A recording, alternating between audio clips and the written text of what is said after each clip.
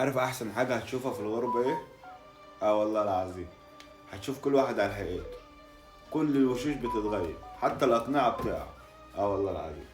ما تفكرش ان انت لما تيجي هنا على اخوك ولا ابن عمك ولا خالك ولا ابن خالك ولا اي حد ان هو يحن عليك ويطبطب عليك ويقول لك تعالى حبيبي في حضني. بالعكس، ده حاسبك بالورقة والقلم.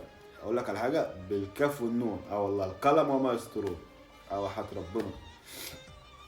هنا بص هتشوف اشكال اقسم بالله ما باين لها وش من ظهر، مش باين لها ملامح. شفت الاشكال اللي ملهاش ملامح هتشوفها هنا في الغربة.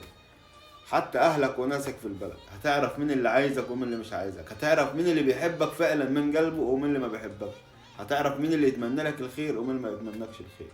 اقسم بالله مفيش حد بيتمنى الخير لحد دلوقتي وقتنا هذا، ده اقسم بالله ما في حد بيتمنى الخير لحد الا من رحم ربي وابوك وامك. فانت تصفي النية وتقول يا رب وسيبها على الله. طول ما هي لله ما بتغرقش، طول ما هي مع الله ما تخافش، طول ما انت قلبك حلو ما تخافش من حد. ربنا معاك وربنا هو اللي هينجيك.